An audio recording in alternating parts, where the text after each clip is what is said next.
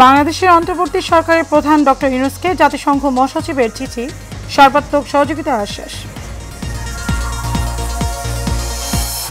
এখনও হাসপাতালে কাতরাচ্ছেন বৈষম্য বিরোধী আন্দোলনে গুরুতর আহতরা, অঙ্গহানি হওয়ায় ভবিষ্যৎ নিয়ে দুশ্চিন্তায় অনেকে।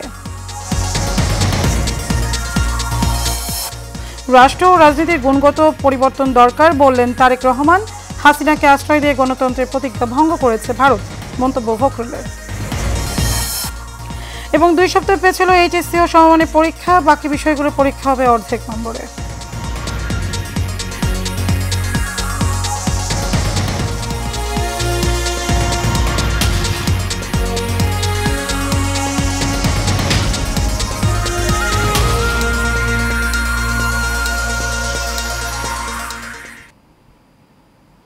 স্বাগত এশিয়ান নিউজে, আপনাদের সাথে আছে আমি মারিয়ামিকো। এতক্ষণ শুনছিলেন বিআরবি কেবল ইন্ডাস্ট্রিজ লিমিটেড সংবাদ শিরোনাম। চলে যাব পুরো সংবাদে। বাংলাদেশের অন্তর্বর্তী সরকারের প্রধান উপদেষ্টা ডক্টর মোহাম্মদ ইউনূসকে সমর্থন জানিয়ে চিঠি লিখেছেন জাতিসংঘের মহাসচিব আন্তোনিও গুতেরেস। সোমবার রাতে প্রধান উপদেষ্টার প্রেস উইং চিঠিতে শেয়ার করে। চিঠিতে জাতিসংঘ প্রধান গণপ্রজাতন্ত্রী বাংলাদেশ অন্তর্বর্তী সরকারের প্রধান উপদেষ্টা হিসেবে ডক্টর ইউনূসের দায়িত্ব গ্রহণের জন্য তাকে শুভেচ্ছা জানান। তিনি বলেন, শান্তি প্রতিষ্ঠা এবং অন্তর্ভুক্তিমূলক গণতান্ত্রিক উত্তরণের পথে ডক্টর ইউনূসের নেতৃত্বাধীন সরকারের প্রচেষ্টাকে সম্পূর্ণ সমর্থন করে জাতিসংঘ। একই সঙ্গে বাংলাদেশের তার ইতিহাসের একটি গুরুত্বপূর্ণ সন্ধিক্ষণে দাঁড়িয়ে আছে উল্লেখ করে গুতেরেস বলেন, এই ক্রান্তিকারী সহিংসতার অবসান, জবাবদিহিতা নিশ্চিত এবং গণতান্ত্রিক নির্বাচনের পথ নির্ধারণে ডক্টর ইউনূসের নেতৃত্ব হবে অত্যন্ত গুরুত্বপূর্ণ। বাংলাদেশের শান্তি ফিরিয়ে আনা এবং সংসদ নির্বাচন আয়োজনের জন্য সরকারকে প্রচেষ্টাকে স্বাগত জানায় জাতিসংঘ।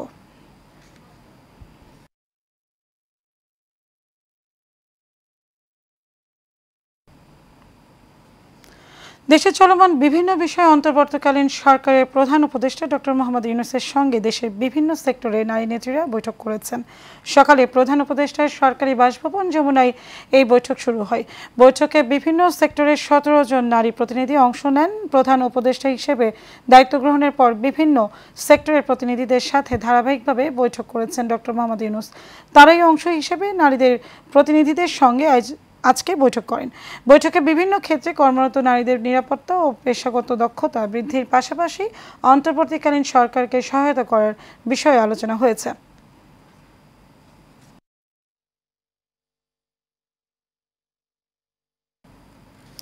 ধর্ম বর্ণ নির্বিশেষে দেশের সব মানুষ যাতে অনিরাপদ বোধ না করে তা নিশ্চিত করতে বিএনপি এবং এর অঙ্গ ও সহযোগী সংগঠনের সর্বস্তরের নেতাকর্মী, সমর্থক ও শুভাকাঙ্ক্ষীদের প্রতি নির্দেশনা দিয়েছেন বিএনপির ভারপ্রাপ্ত চেয়ারম্যান তারেক রহমান। লন্ডন থেকে এক ভিডিও বার্তায় এসব কথা জানিয়েছেন তিনি। বিস্তারিত মণ্ডলের নামে রিপোর্ট। গণ অভ্যুত্থানের সাফল্য ও উদ্দেশ্য নস্যাৎ করে দিতে সুপরিকল্পিতভাবে চলছে ষড়যন্ত্র। রাষ্ট্র সংস্কারের পথ ধরে অন্তর্বর্তীকালীন সরকার যথাসময়ে জাতীয় নির্বাচনের তারিখ ঘোষণা করবে। সেই নির্বাচনে জনগণের রায় পেতে, জনগণের মন জয় করতে বিএনপির নেতাকর্মীদের উদ্দেশ্যে দলটির ভারপ্রাপ্ত চেয়ারম্যান তারেক রহমান লন্ডন থেকে এক ভিডিও বার্তায় এসব কথা জানান। হাসিনা পতন আন্দোলনের পক্ষের শক্তি এবং অন্তর্বর্তী সরকারের সময়োচিত পদক্ষেপের কারণে ভিডিও বার্তায় বিএনপির ভারপ্রাপ্ত চেয়ারম্যান তারেক রহমান বলেন, ক্ষমতার পরিবর্তন মানে শুধু রাষ্ট্র ক্ষমতার হাত বদল নয়, বরং রাষ্ট্র এবং রাজনীতির গুণগত পরিবর্তন করতে হবে। ক্ষমতার পরিবর্তন মানেই আমার কাছে শুধু রাষ্ট্র ক্ষমতার হাত বদল নয়, ক্ষমতার পরিবর্তন মানে রাষ্ট্র এবং রাজনীতির গুণগত পরিবর্তন। জনগণের রাজনৈতিক এবং অর্থনৈতিক ক্ষমতা নিশ্চিত করা না গেলে রাষ্ট্র এবং রাজনীতির কাঙ্ক্ষিত গুণগত পরিবর্তন সম্ভব নয়। কাঙ্ক্ষিত রাষ্ট্র সংস্কারে জনগণের আকাঙ্ক্ষা নিশ্চিত করতে হলে অবশ্যই গণতান্ত্রিক বিধি ব্যবস্থাকে টেকসই করতে হলে জনগণের ভোটে জনগণের কাছে জবাবদিহিমূলক সরকার প্রতিষ্ঠা করতেই হবে। এ সময় তিনি আর বলেন, ছাত্র জনতার গণ অভ্যুত্থানকে চূড়ান্ত সফলতার রূপ নিতে দখলদারিত্ব থেকে নেতাকর্মীদের বিরত থাকার আহ্বান জানান। ছাত্র জনতার গণ অভ্যুত্থানকে চূড়ান্ত সফলতায় নিতে হলে কেউ দখলদারিত্বে লিপ্ত হবেন না, দখলদারিত্বে সহায়তা করবেন না, কেউ দয়া করে দুর্বলের উপর আঘাত হানবেন না, কেউ দয়া করে নিজেদের হাতে আইন তুলে নিবেন না। প্রতিশোধ প্রতিহিংসা নয়। আসুন কার্যকর রাষ্ট্র সংস্কার নিশ্চিত করতে তারুণ্যের কাঙ্ক্ষিত একটি বৈষম্যহীন গণতান্ত্রিক রাষ্ট্র নির্মাণ করতে আমরা প্রত্যেকেই যিনি যার অবস্থান থেকে আরও দায়িত্বশীলতার পরিচয় দেই। প্রতিশোধ প্রতিহিংসা ভুলে কার্যকর রাষ্ট্র সংস্কার নিশ্চিত করতে সকলকে দায়িত্বশীলতার পরিচয় দেওয়ার আহ্বান জানান তারেক রহমান। ধর্ম বর্ণ পরিচয়ের কারণে কেউ যাতে অনিরাপদ বোধ না করেন, দায়িত্বশীল এবং জনপ্রিয় দল বিএনপির একজন নেতা কর্মী সমর্থক হিসাবে সেটি আপনাদেরকে নিশ্চিত করতে হবে। সেটিকে নিশ্চিত করুন আপনারা। মন্ডলের নাম, এশিয়ান টেলিভিশন, ঢাকা।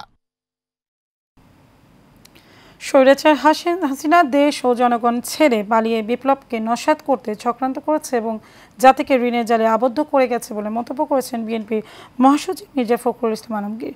সকালে জিয়া উদ্যান শহীদ রাষ্ট্রপতি জিয়াউর রহমানের সমাধিতে নবনির্বাচিত বিএনপির স্থায়ী কমিটির সদস্যদের নিয়ে শ্রদ্ধা নিবেদন শেষে তিনি এসব কথা বলেন। বিস্তারিত মন্ডলের নামে আরও একটি রিপোর্ট।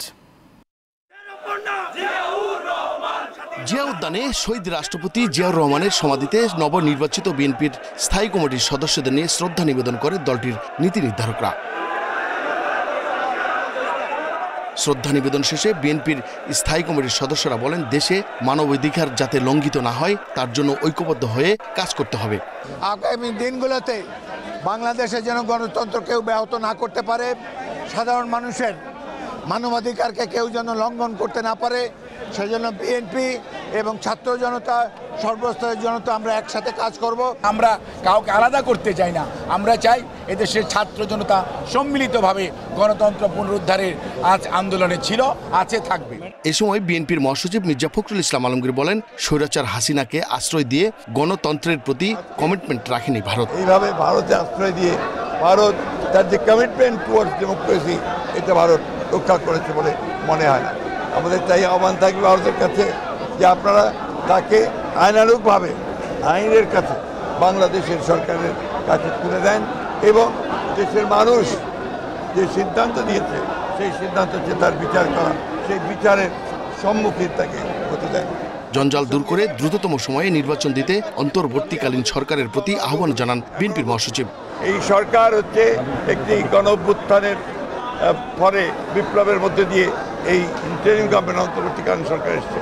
তাদের প্রধান কাজ হচ্ছে নির্বাচন করে জনগণের হাতে, প্রতিনিধিদের হাতে ক্ষমতা তুলে দেওয়া। তবে আমরা মনে করি যে জঞ্জাল আওয়ামী লীগ সরকার সৃষ্টি করে গেছে, সেটাকে দূর করতে অবশ্যই কিছু সময়ের দরকার। মন্ডলের নাম, এশিয়ান টেলিভিশন, ঢাকা।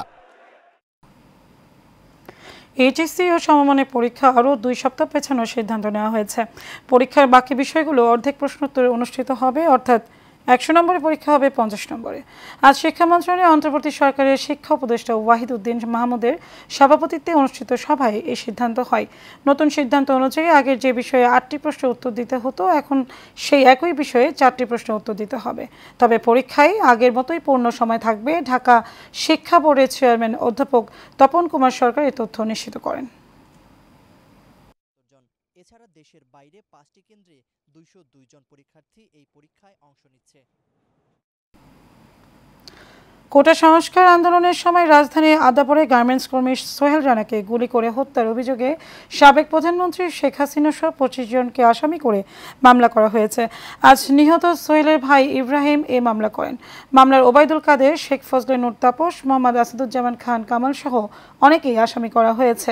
এদিকে রাজধানীর লক্ষ্মীবাজার এলাকায় গুলিতে কবি নজরুল কলেজের ছাত্র ওমর ফারুক হত্যার অভিযোগে শেখ হাসিনা সহ 49 জনের বিরুদ্ধে আরও একটি মামলা হয়েছে। নিহতের মা কুলসুমা আক্তার এই মামলাটি করেছেন। আর গাজপুরে জনিয়া হত্যার ঘটনায় শেখ হাসিনা কাদের সহ 187 জনের নামে হত্যা মামলা হয়েছে। এ নিয়ে গত 7 দিনে শেখ হাসিনার বিরুদ্ধে মোট 22টি মামলা হলো।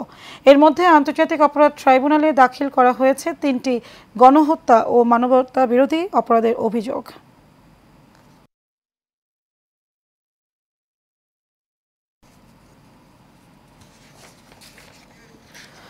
নির্বিচারে হত্যার দায়ে বাংলাদেশ আওয়ামী লীগের নিষিদ্ধ দলটির নিবন্ধন বাতিল চেয়ে হাইকোর্ট করা রিট আবেদনের শুনানি অনুষ্ঠিত হবে বৃহস্পতিবার।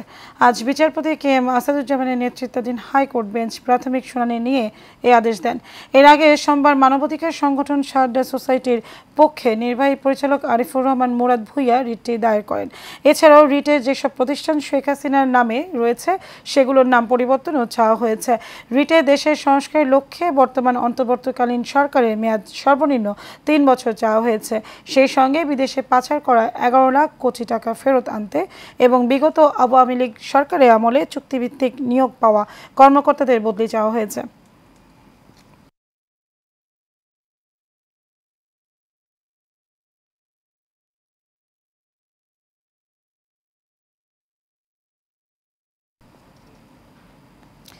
নাগরিক সেবায় সর্বোচ্চ গুরুত্ব দেওয়া হবে বলে জানিয়েছেন ঢাকা দক্ষিণ সিটি কর্পোরেশনের প্রশাসক ডক্টর মোহাম্মদ শের আলী। প্রথম কর্মদিবসে কর্মকর্তাদের সাথে মত বিনিময় শেষে সাংবাদিকদের একথা বলেন তিনি। এ সময় কর্মস্থলে কোনো রকমের গাফিলতি করলে অভিযোগের ভিত্তিতে সর্বোচ্চ ব্যবস্থা নেওয়ার হুঁশিয়ারি দেন নগর ভবনের নতুন এই অভিভাবক। আবির হোসেনের ক্যামেরায় কাউসার আহমেদের রিপোর্টে বিস্তারিত।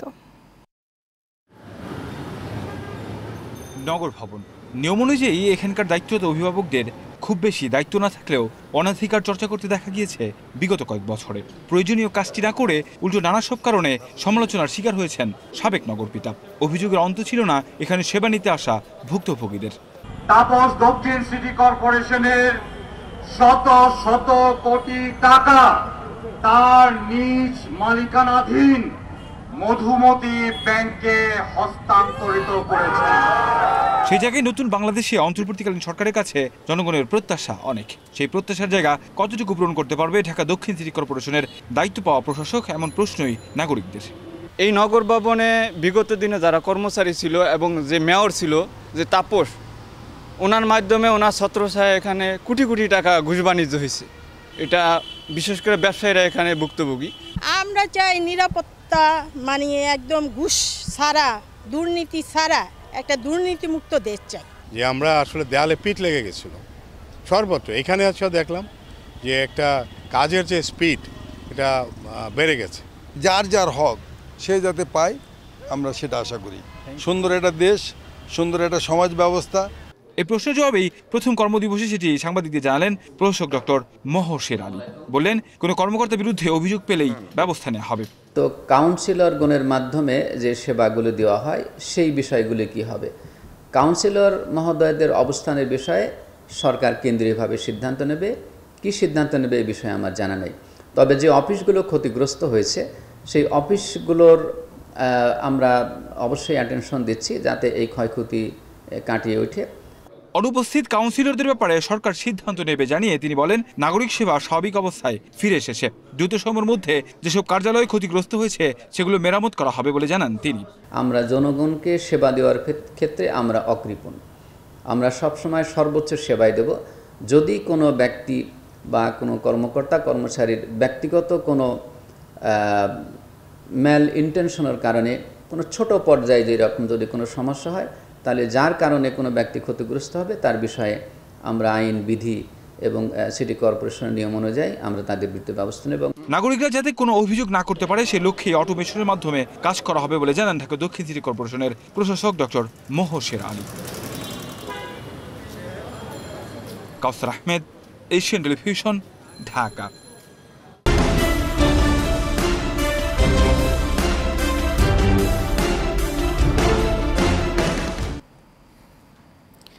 মুন্সিগঞ্জের ছাত্র আন্দোলনের রিয়াজুল ফরাজি নামের এক শ্রমিক নিহতের ঘটনায় মুন্সিগঞ্জ ৩ আসনের সাবেক সংসদ সদস্য ফয়সাল বিপ্লবকে প্রধান আসামি করে হত্যা মামলা হয়েছে। সিরাজগঞ্জে এনায়েতপুরে কলেজের ছাত্র শিহাব নিহতের ঘটনায় সিরাজগঞ্জ ৫ আসনের সাবেক সংসদ সদস্য আব্দুল মমিন মণ্ডল সহ ৫% জনের বিরুদ্ধে মামলা হয়েছে। রাজশাহীতে শিবির নেতা রায়হানের মৃত্যুর ঘটনায় মামলা হয়েছে। এতে আসামি করা হয়েছে সাবেক সিটি মেয়র লিটন সহ অজ্ঞাত 200 জনকে। রাজধানীর পুরান ঢাকায় নিম্ন আদালত এলাকায় আইনজীবীদের ওপর হামলার ঘটনায় পুলিশের সাবেক মহাপরিদর্শক চৌধুরী আব্দুল্লাহ আল মামুন সহ 15 জনকে আসামি করে মামলা হয়েছে। সাবেক রাষ্ট্রপতি জিয়াউর রহমানকে নিয়ে আপত্তিকর মন্তব্য করায় সুপ্রিম কোর্টের অবসরপ্রাপ্ত বিচারপতি AHM শামসুদ্দিন চৌধুরী মানিকের নামেও নোয়াখালীর আদালতে একটি মামলা হয়েছে। কুমিল্লা সদর আসনের সাবেক সংসদ সদস্য আকম বাহাউদ্দিন বাহার ও তার মেয়ে সাবেক মেয়র বাহার সূচনার বিরুদ্ধেও আরও এক মামলা হয়েছে। এছাড়া সাভার ও আশুলিয়ায় সাবেক ত্রাণ প্রতিমন্ত্রী ডক্টর এনামুর রহমান সহ 479 জনকে আসামি করে পৃথক দুটি মামলা হয়েছে।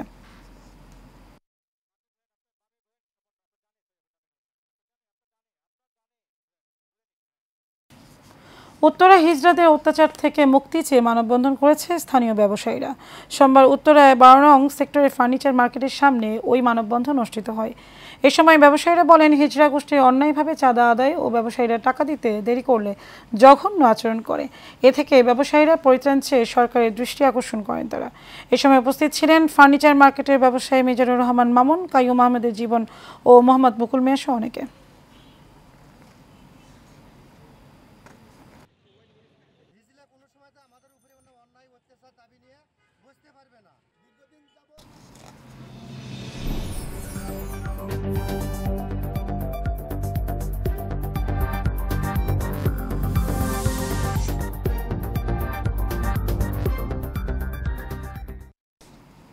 চট্টগ্রাম সংবাদ।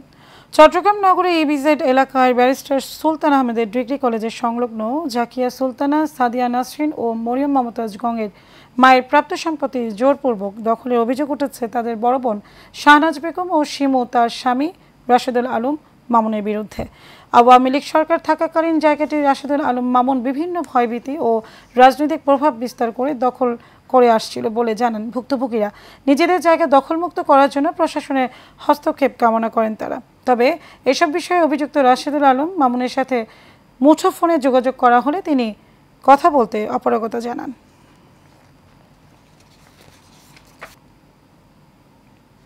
শেষ করবো এশিয়ান নিউজ তার পরের সময় দেখার আমন্ত্রণ রইল। ধন্যবাদ সবাইকে।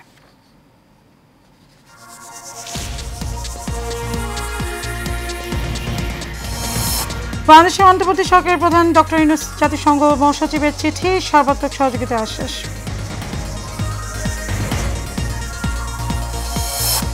এখনও হাসপাতালে কাটাচ্ছেন বৈষম্য বিরোধী আন্দোলনে গুরুতর আহতরা, অঙ্গহানি হয়, ভবিষ্যৎ নিয়ে দুশ্চিন্তায় অনেকে। রাষ্ট্র ও রাজনীতির গুণগত পরিবর্তন দরকার বলেন তারেক রহমান। হাসিনাকে আশ্রয় দিয়ে গণতন্ত্রের প্রতিজ্ঞা ভঙ্গ করেছে ভারত, মন্তব্য ফখরুলের। এবং 2 সপ্তাহ পেছল এইচএসসি সমমানের পরীক্ষা, বাকি বিষয়গুলো পরীক্ষা হবে অর্ধেক নম্বরে।